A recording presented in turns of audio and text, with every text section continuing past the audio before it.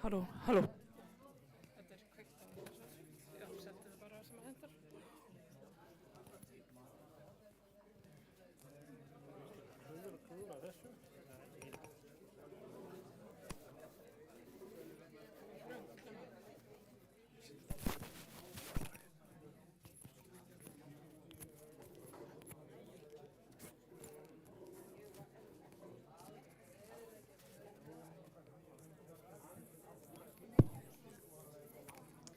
Komið sæl og verið velkomin á Hrafnaþing. Gaman að sjá svona marga í húsi, ég held að það sé bara met frá því eftir COVID. En hann Borgþór Magnússon sem ætlar að flytja okkur erindi í dag, hann var að vekja athygli mína á því að í janúar fyrir 20 árum síðan var fyrsta Hrafnaþingi haldið. Þannig að við höfum 20 ára afmæli þessar myndir.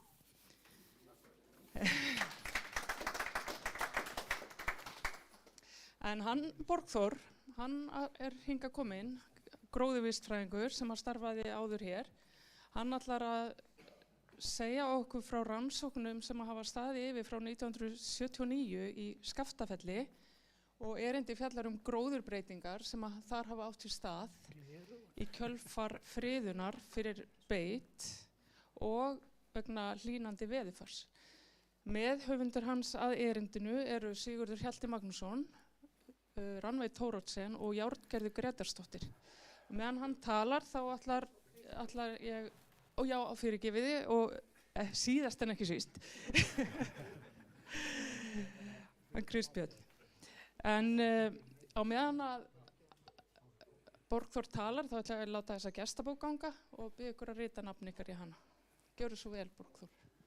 Já, þakka þér fyrir, María. Já, góði gestir. Ég ætla að segja ykkur hérna frá rannsóknum frá Skaftafelli sem hafa staðið í marga áratugi.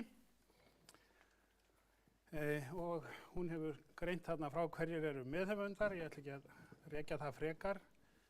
En eins og mörg ykkar vita þá var þjóðgarður stofnaður í Skaftafelli 1967 og þá var ennþá búskapur í Skaftafelli og beit þar, en árið 1978 var land girt af og friðað fyrir sauðfjárbeit. Og þá vaknaði áhugi á því að hefja þar rannsóknir og fylgjast með gróðurframvindu í þjóðgarðinum. Og það var gert samkomulag milli Náttúruverndarráðs og Náttúrufræðistofnunar þessar rannsóknir. Og Eyþór Einarsson sem var frumkvöðull lagði grunn að þeim, en megin tilgangunum var að fylgjast með gróðurbreytingum í þjóðgarðinum svona til langframa. En Eyþór hafði þá um 25 ára skeið stundar rannsóknur upp í Skerjum í Vatnajökli, þannig að hann var svæðinu vel kunnugur og hafði mikið verið þarna. En á árunum 1979 til 1981 þá voru lagðir út 53 rannsóknarreitir vítt og breitt þjóðgarðinn. Þeir voru þarna, við byrjum að austan til, þá voru þeir þarna framan við Skaftafellsjökul, austan við Skaftafellsá og síðan þarna inn af þjónustumiðstöðinu sem nú er, upp í Skaftafellsheiði og í Morsárdal og við Bæjarstaðaskóg. Nú, það er svolítið sérstakt við þessar rannsóknir.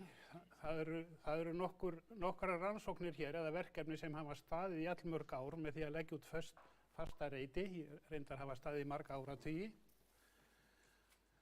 Þetta sker sig frá að því leyti að þetta spannar svo mikinn hæðarmun. Hér vorum við með reiti allt frá 100 metri yfir sjó upp í 650 metra, meðan flest önnur verkefni, þar eru reitirnir í sömu hæð, hvort sem það verkefni á láglendi eða til heiða, þá fremur lítill hæðarmunur milli reita. Þannig að þetta er nokkur sérstæða sem felst í þessu. Nú afsakið. Þessi reitir voru lagðir út í mismunandi landi. landi sem hafði komið undan jökli fyrir nokkrum áratugum framan við Skaftafellsjökul og voru að byrja að gróa upp í heiði, bæði rofiland í heiðinni, melar og mólendi og síðan mosaþembur hátt til fjalls, deiglendi og reitir við Bæjarstaðaskóg og Rofnulandi. Það var svona meiri áhersla á það að leggja reitina út í fremur illa gróið og rofið land heldur en gróið og í upphafi þá voru til dæmis ekki settir út reitir í hinn gamalgróna Bæjarstaðaskóg. Við bættum aðeins úr því svona undir lokarannsóknina og settum þar 2 viðmaðurna reiti. Nú helstu áfangar í þessum rannsóknum, það svo hér má sjá, þetta var sem sagt lagt út þarna í kringum 1980. Síðan var farið aftur í reitina rúmlega 5 árum seinna og þeir mældir í annað sinn. Það var ekki mjög langt þarna liðið. Og síðan var hlé á verkefninu, það urðu hér mörg forgangsverkefni á þessari stofnun og einhvern veginn þá svona var þetta verkefni sett aftur fyrir. En 2004 og aftur 2012 þá var farið og vitjað reitina, myndir teknar af þeim og GPS-nit tekin. Þau hefðu ekki verið áður þegar þetta var byrjað, þá voru þessi GPS-tæki ekki komið til sögunar. Þannig að með árunum þá týndust hælar og merkingar, þannig að það gat verið erfitt að finna reitina. Nú niðurstöður úr þessu fyrstu niðurstöður voru kynntar hér á Hrafnaþingi af Sigurði Magnússyni og Krispínu og Eyþóri heitnum og á ráðstefnum Bæjarstaðaskóg 2015.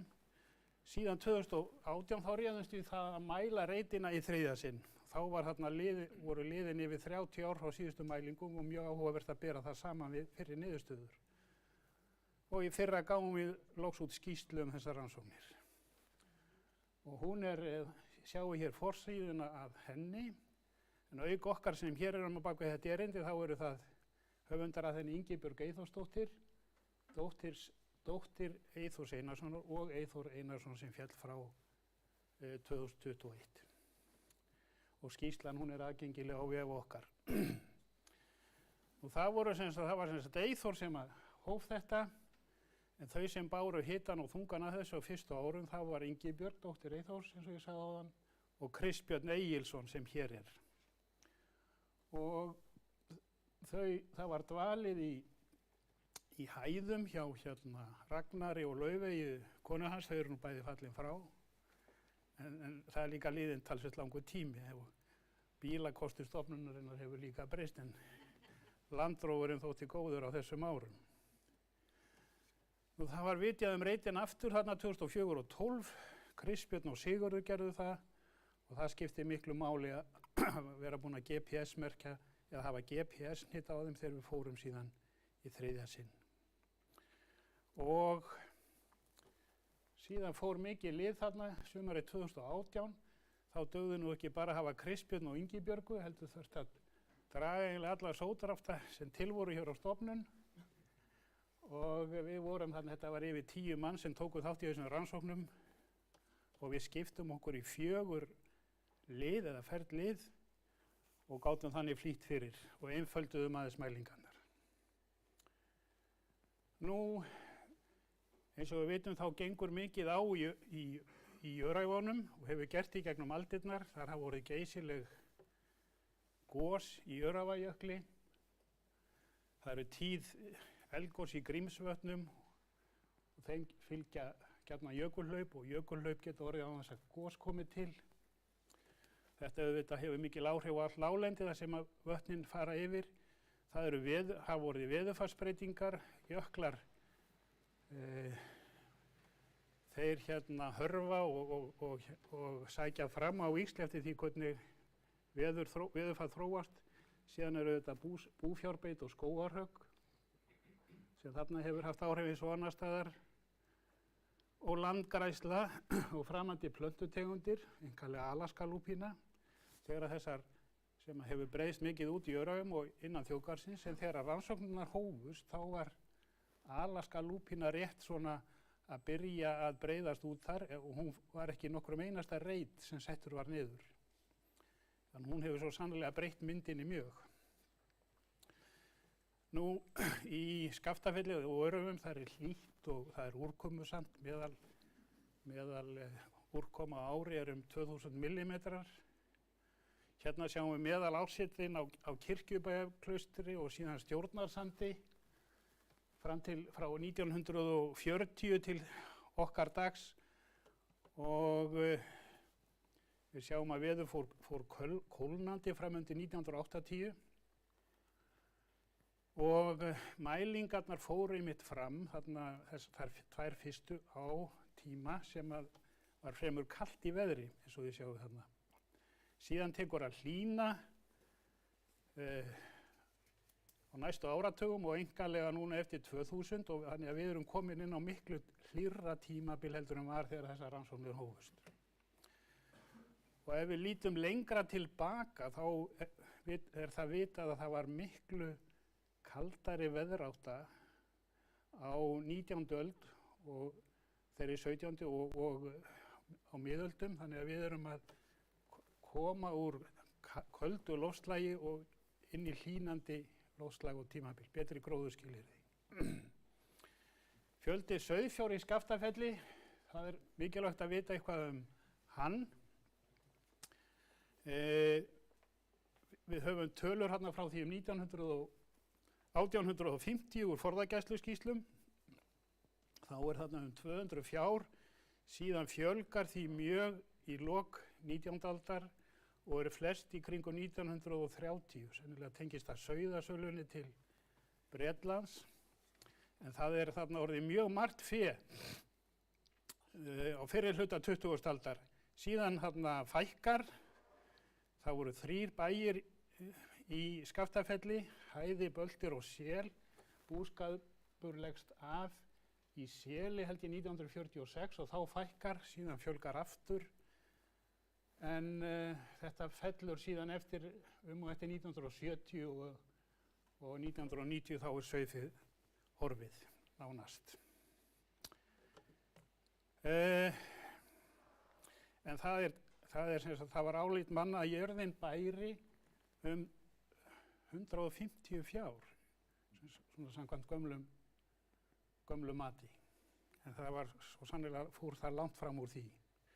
Nú skógar í Skaftafelli, þeir voru náttúrulega nýttir frá fornu fari og Bæjarstaðaskógur var mjög mikilvægt ítak og það vita það nú ekki allir en skógurinn var nánast hogginn niður til kolagerðar snemma á 19. öld og tekur þá að vaxa upp aftur og mest af skóginu sem nú er, hann er gamall og frá þeim tíma.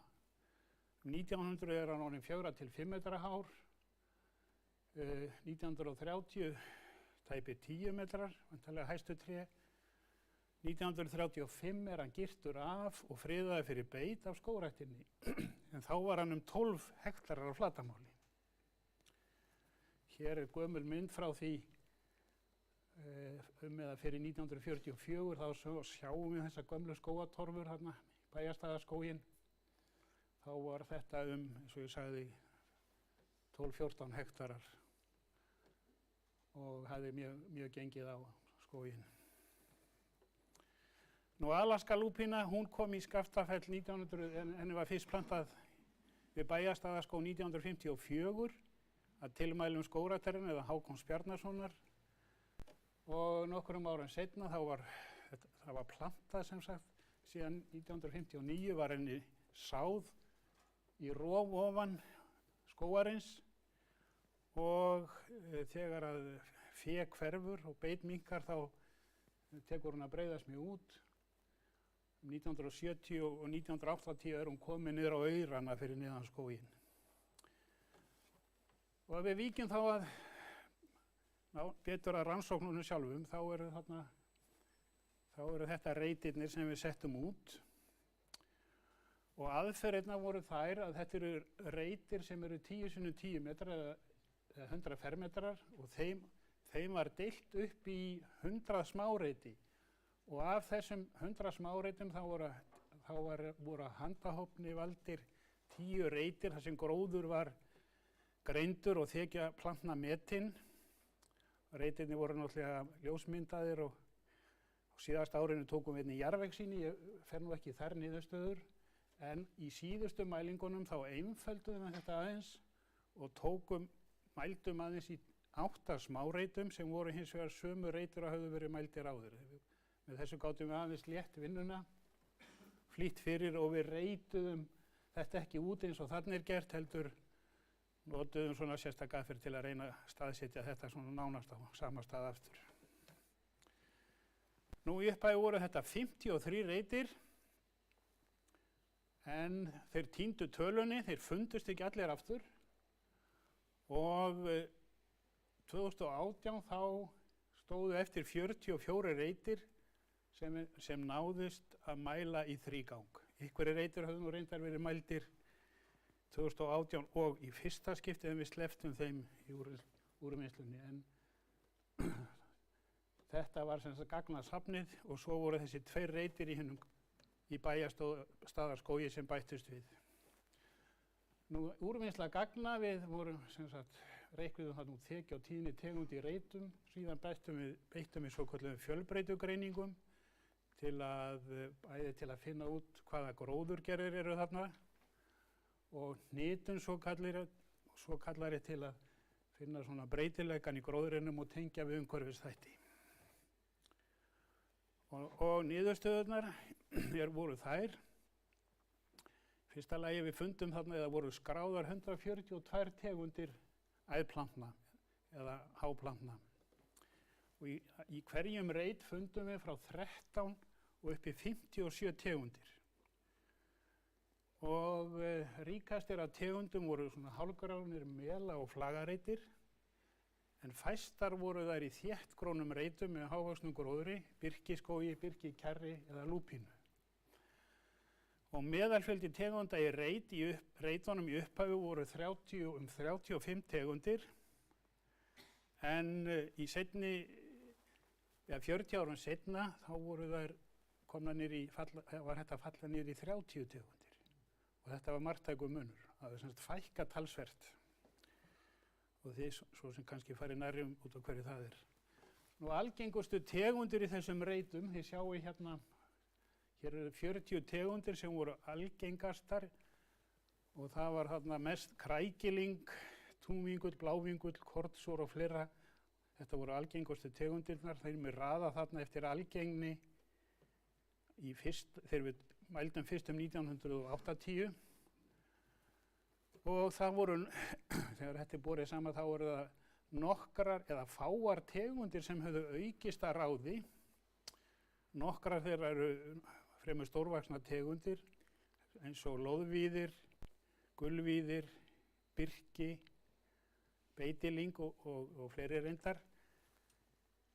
En miklu fleiri tegundum hafði fækkað til muna og það voru flest, nánast allt smávaxna tegundir. Nú ríkjandi tegundir í þessum reitum, 1980 og 2018, hérna eru sýndar tegundir sem að náðu 5% meðalþekju annað hvort árið.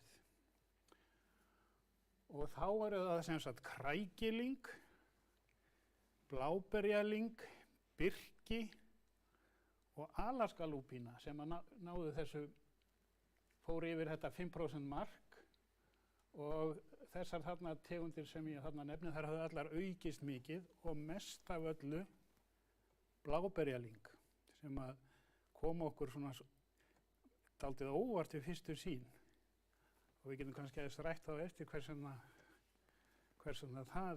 hverja við teljum vera skýringun á því. Nú fjöldi tegunda í reitum, ef við skoðum það og röðum þess eftir hæð yfir sjó, þá sáum við að í neðstu reitunum, eða reitir sem voru í svona 100 til 400 metra hæð, að þar kom fram svo tilhneiging að tegundum fækkaði í reitunum, en þegar við komum upp fyrir 450 metra þá fjölgaði tegundum.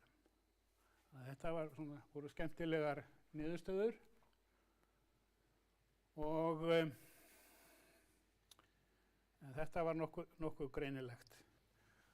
Önnur aðferð til að skoða, bera saman þessi ár 1980, 86 og 2018, það er að raða tegundunum eftir þekju, bara í, svo sem er þekju mest, hún er efst og síðan koll að kolli. Og þá sjáum við að ferlarnir þeir breytast, sérstaklega árið 2018 þegar lengri tími liðinn. Þá erum við með nokkra tegundir sem greinilega eru með miklu meiri þekju í síðustu mælingar, en mikill meiri hluti er með miklu lægri þekju en áður. Hann hefur greinilega orðið breyting á, en mjög lítill milli 1980 og 1986. Nú við notuðum hérna fjölbreytugreiningar til að flokka þetta, og þá, svona í grófum dráttum, þá getum við sagt að þetta séu 7 til 8 hópar sem við erum með. Það eru það sem við kallum mosamela, aura og víðimela, mólendi og birkikjarr, deiglendi, og síðan er þetta aftast í trénu þarna skógar, annars vegar lyngskógar sem eru þá með bláberjalyng í botni, og svo birkiskógar sem eru annaðhvort með lúpínu í undirgróðri eða hinn gamli Bæjarstaðaskógur, blómskógur. Og við beittum líka svo kallari hnitun, og þá sjáum við svona hvernig þetta leggur sig, hvaða reitir eru líkir og hverjir eru ólíkir. Þeir sem eru svona á sikkvorum jaðrinum, þeir eru mjög ólíkir. Þessi reitir hérna sem eru lengst til hægri, það eru skógareitirnir, og við sjáum að þeir skilja sér nokkuð vel frá. Það verður svona stökk í dreifingunni þegar kemur að skógunum. Sömuleiðis í deiglendi sker sér nokkuð skýrt frá þurrlendinu. Og ef við athugum síðan hvernig umhverfisþættir tengjast þessu, þá er í fyrsta lagi, ef við skoðum hérna örvarnar sem ganga til hægri, hérna í áttina að mér, þá er greinilegt að friðun, lengd friðunar fyrir beit, hún hérna fellur mjög sterkt saman fyrst á sinn, þekja æðplantna vex, en í hin áttina við þessa breytingu þá fækkar tegundum og fjölbreytni minnkar. Og reitir sem eru þarna ofan til í ritinu, þeir greinilega þeir liggja hærri við sjó en hinnir, eða hærra í landinu. Og ef við skoðum tilfærslu reitana eftir mælitímum,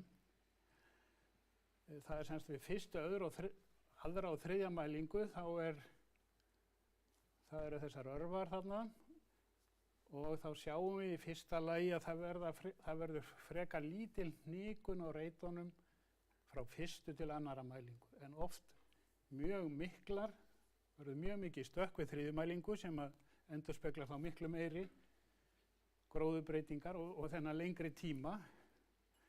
Lengst til vinstri eru þarna svona brúnleitarörvar, þar sem að fremur lítið hefur gerst. Það eru reitir sem liggja hátt yfir sjó. Svo eru reitir hérna þessi blámertu sem að greinilega taka mjög mikið stökk. Þessi reitir þarna 36, 8, 9 og 40. Og þar hefur orðið geysilega mikil breyting, og þeir eru komnir hérna nálægt þessum 2 reitum úr Bæjarstaðaskóginum gamla.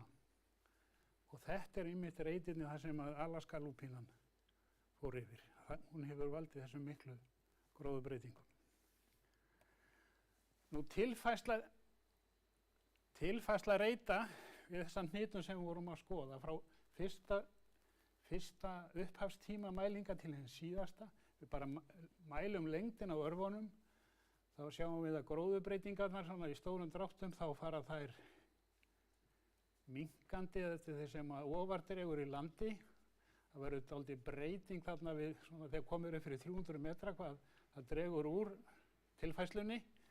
En svo eru þessi reitir þarna sem að skera sig algjörlega frá og sýna mikla tilfærslu. Og það eru akkurat þessir lúpínureitir. Nú skulum við skoða hérna dæmi nokkra reiti. Byrjum hérna á reit sem framan við Skaftafellsjökul. númer 42 og þá sjáum við hvernig hann leit út árið 1981 og síðan hvað hann hefur gróið mikið árið 2017, komið mikil mosaþeki í hann og krækiling og fleiri tegundir. Jökullinn hann hefur rýrnað mjög. Þetta var svona yngsti reiturinn sem kom undan jökli fyrir eitthvað 4 áratugum þegar þetta er tekið, 4-5 áratugum. Síðan förum við hérna í reit sem er austan við þjónustumiðstöðina og landi sem kom undan jökli líklega fyrir 100 árum. Og hann leit, þarna sjáum við munin á frá 1979 til 2018 og kjarrgróður hefur aukist í muna, það er komið víðir og birki og miklu meiri gróski í þetta land. Síðan förum við hér, höldum við okkur við lægri reitina. Hér förum við í reit sem er inn í Morsárdal og var nánast bara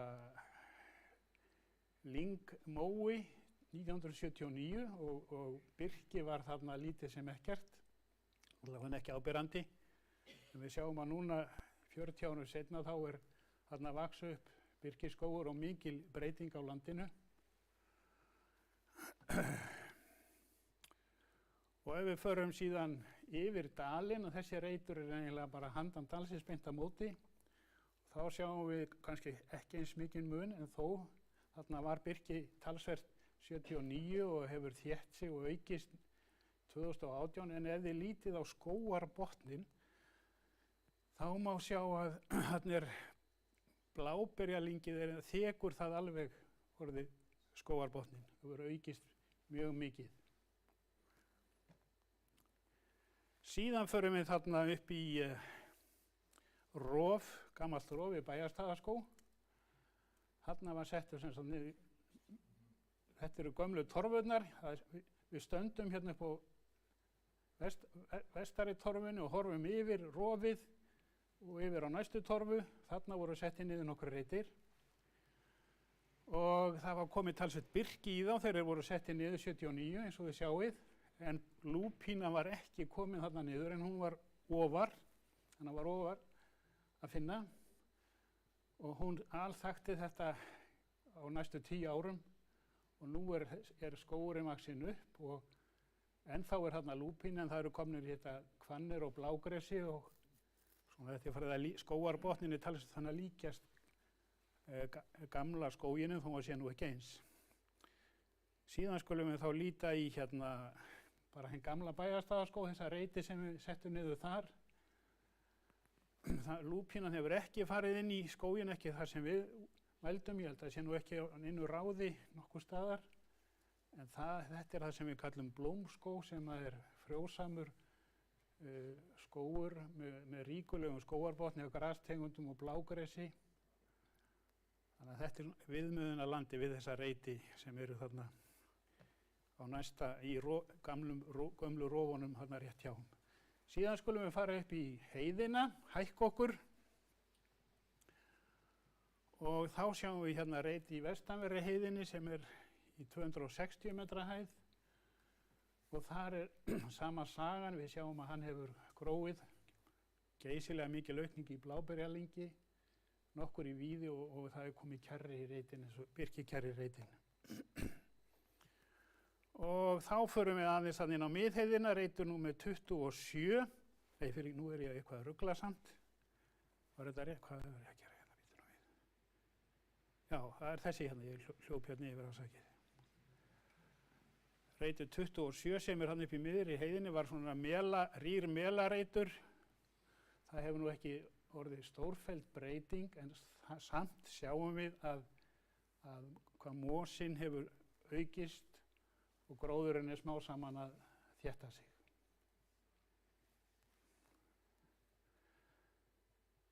Næsta átti nú að vísa held ég á reit númer 55 sem þá erum við komin upp í 400 metra hæð og þá sjáum við að þar er komin birki og gróður hefur þétt sig til muna. Förum í reit 53 sem er í tæplega 500 metra hæð Og árið 1987 þá sjáum við hvað það var, þarna voru flagaskellur og þið sjáum við rof hérna í móanum framan við reitinn. En núna er þetta orðið nánast algróið, rofin horfin og þetta er geysileg breyting. Eins ef við horfum á hérna í brúnirnar hérna ofan við, þá sjáum við hvað þær voru opnar og rof í þeim 1987 og þetta er meira og minna orðið lokað núna, þannig að þetta hefur orðið geysileg breyting. Og við teljum það að upp í þessari hæð að þar hafi ekki verið ekki stórfelld áhrif af beitinni, sauðfé var meira á láglendinu og í vetrarbeitinni þá var það náttúrulega á láglendi, snjór yfir þessu. Þannig að við teljum að hér kannski ráði breytt veðurfar meira þessa breytingu heldur en friðunin. Síðan förum við upp í einn efsta reitinn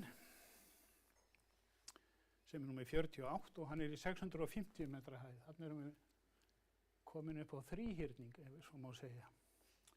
Og þetta er sem sagt mosaþemba, líklega melagambra vist myndum við kalla þetta.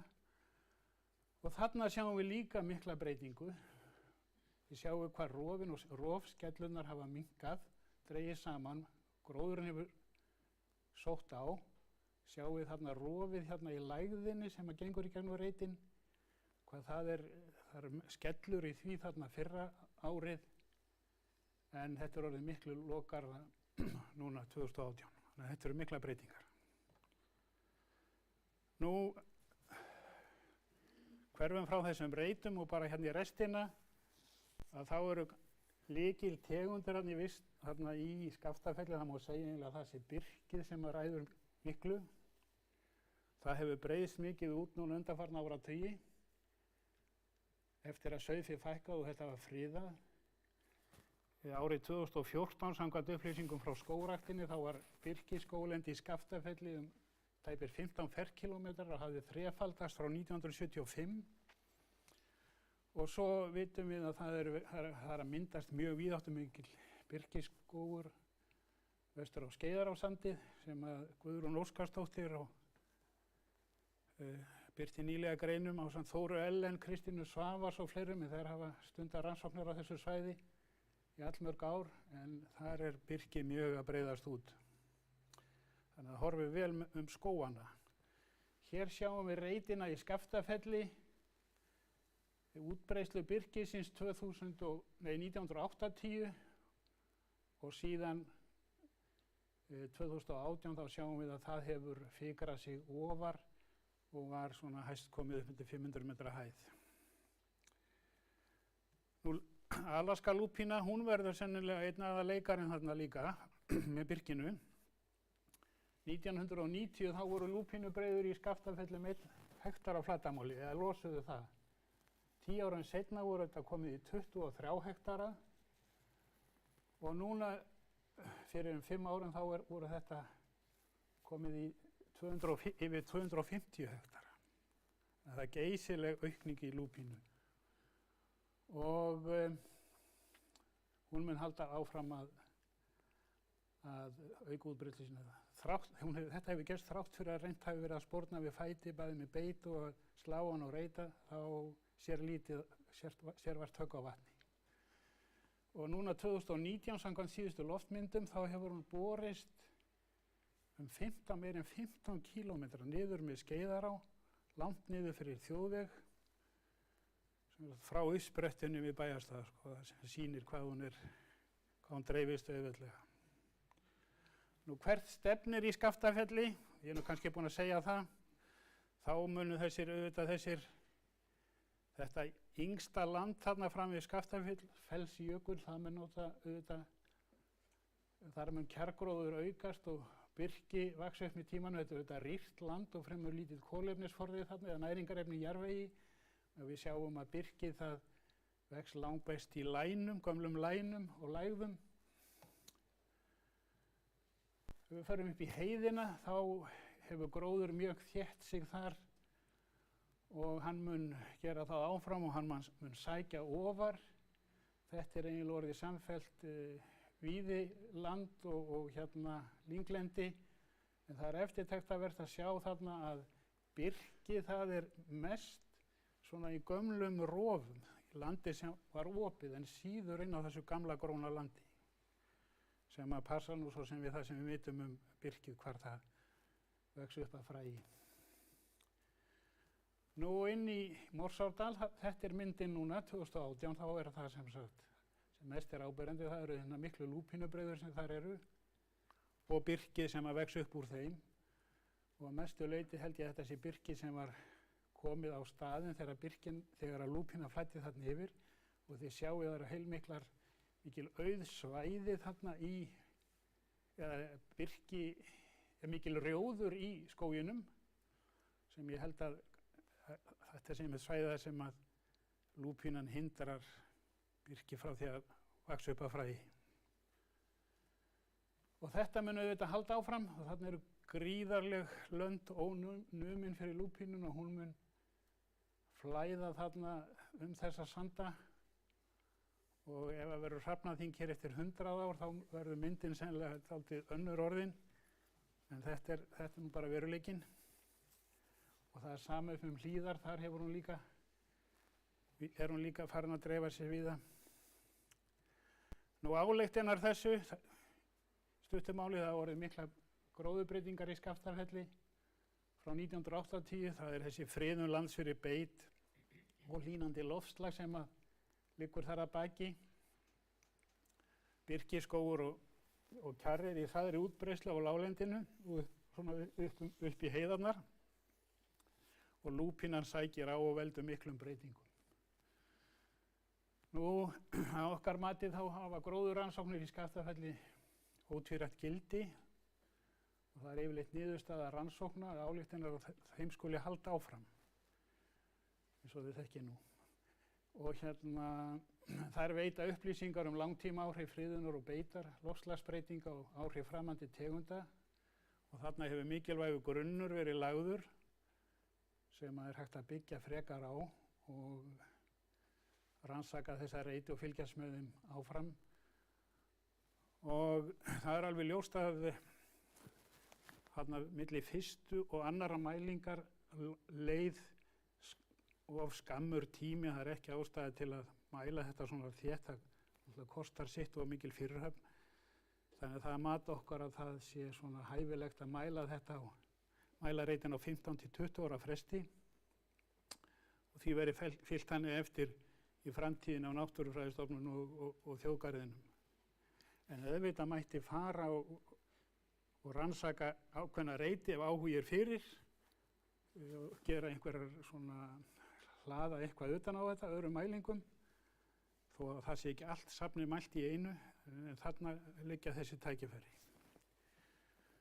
Og þá er það bara að þakka þeim sem að styrktu og lögðu hönd á plóg, og þá segi ég bara takk fyrir.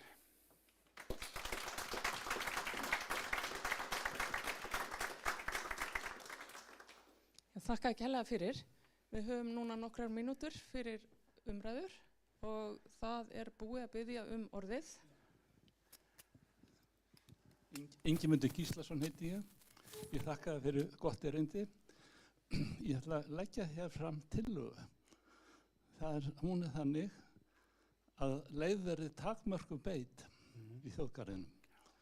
Og ein ástæða fyrir þessu er að víða í svona friðuðu landi, ekki bara þarna heldur annars staðar, eru umgengni að ganga landið mjög erfitt.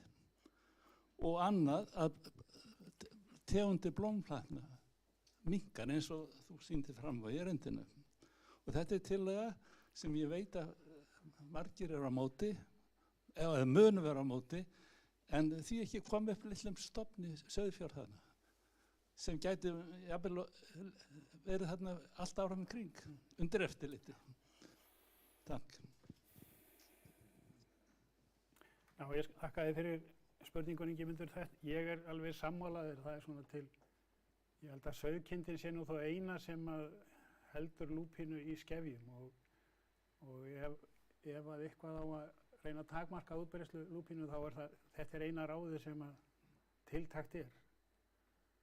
Því miður þá er sauðfjárbúskapur mjög að draga saman og við sjáum þetta gerast við þar sem að beit er hætt, en það var gerða tilraunir með beit þarna neðan við Bæjarstaðaskóg, var beitt á lúpínuna var girt þarna all stórt svæði og sauðfé beitt þar í 2 ár og auðvitað sló hún eitthvað á lúpínuna en gerði alls ekki út af henni og þeim þótti eiginlega birkið betra og það lögðust mjög á birkið líka en það er svona að finna þennan gullna meðalveg hvernig á að stilla þetta þannig að birkið geti dafnað og hægt sé að halda lúpínunni niðri. Já, takk Borgþór, Sigurður Magnússon heiti ég. Þú nefndir það aðeins bláberjalyngið að það hefði aukist mjög mikið. Já. Og það nefndir það líka að það hefði komið okkur óvart og nú er það kannski ekkit gríðarlega mikið bitið af sauðfé að menn töldu það ekki vera en kannski er það nú reyndar háð sauðfjárbeitinni og það bendir nú til þess að það sé þannig. Mig langar að reyna nefna aðeins að gamlir bændur í minni sveit, Hrunamannahreppi, þeir tóku eftir því að við fjárskiptin þegar var skorið niður féð 1950 þá jókst bláberjalyng mjög mikið, þar sé að bláberjauppskeran jókst mjög mikið sem gæti verið tengt þessu, það séum vel sama sem hafi gerst þar eins og í Skaftafelli. Hvert er þitt álit? Nú vil ég fá góða útskýringu. Já, við skrifuðum nú aðeins þetta þarna í skýrslunni. Ég held að þetta hljóta vera mjög tengt vetrarbeitinni, að það hafi gengið á bláberjalyngið og fleiri tegundir. 1920, eða milli 10 og 20, þá var náttúrulega mjög mikil það var margt féð, það var vetrarbeit og eftir smölun á haustin eða slátrun, féð var rekið heim og það var tekið frá því sem var slátrað, þá var hjörðin yfir 500 fjár rekið aftur yfir Morsó inn í Morsódal og var þar alveg fram á útmánuði, fram í mars. Þannig að féð gekk bara þarna á landinu árið kring og mér finnst langlíklegast að það sé einmitt vetrarbeitin sem hefur haldið lynginu niðri og síðan þegar að henni léttir og bara beitin almennt þá skríður það af stað aftur og þéttir sig. En okkur þótti þetta samt, við höfum ekki svona séð þetta svona sterkri mynd eins og þarna. Já, Pétur heiti ég kom tvisvar hann inn í Bæjarstaðaskóg, fyrsta í skiptið 71 með ferðafélaginu. 71? Já, og þá var nú skógurinn ekki mikill eins og þetta að sjá hérðan á myndinni. En ég kom þarna aftur 2001, þá bara einn. Og þá var lúpína komin niður á melana en hún var mjög illa farin af lirfun okkur, sem ég man ekki hvað heitir. Ertuugla? Ertuugla heitir hún, alveg rétt. Já. Og það voru engi blöð á henni, þetta var bara stöngullin. Já, þetta er vel þekkt. Það eru stundum faraldrar þarna. Takk fyrir. Þegar líður á sumarið en það er nú ekki að sjá að það slái mikið á hana. En samt örugglega hlýtur þetta að koma eitthvað niður á henni. Ég veit ekki hvort að Erling getur eitthvað bætt við þetta. Hvenær þetta byrjaði þessir yglufaraldrar þarna? Reyndar er að með ertuuglunni henni fjölgað mjög mikið undanförnum árum eftir að hlýna. Hún var ekki svo mjög algeng áður fyrr. Og þá fór hún að hennar aðalfæða er einmitt ertublómættin. Og þar er lúpínan. Og svo hérna er það oft mjög staðbundið, mjög slemmt eitt ár einhvers staðar, svo ekkert næsta ár. En þetta gagnaði þessu, örugglega, þótt að skemmi ekki í lúpínuna. En þeir eru opnar og hleypir ljósi niður í gegnum lúpínuna síðsumars, þannig að grasvöxtur getur aukist. Þannig að grasi getur tekið yfir auðveldar.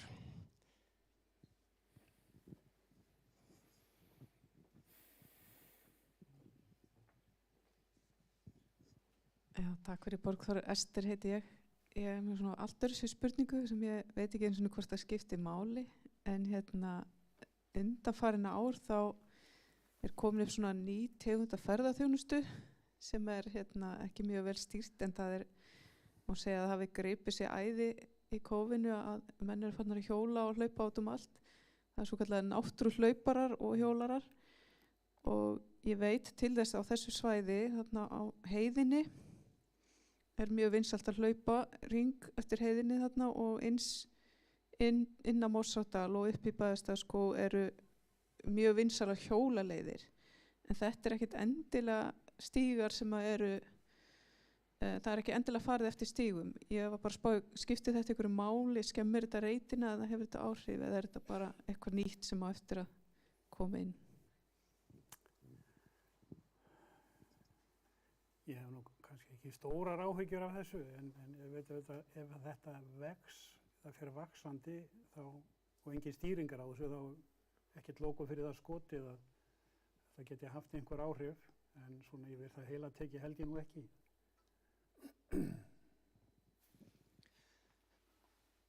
Síðasta spurningin í dag, gjör svo vel Eydís.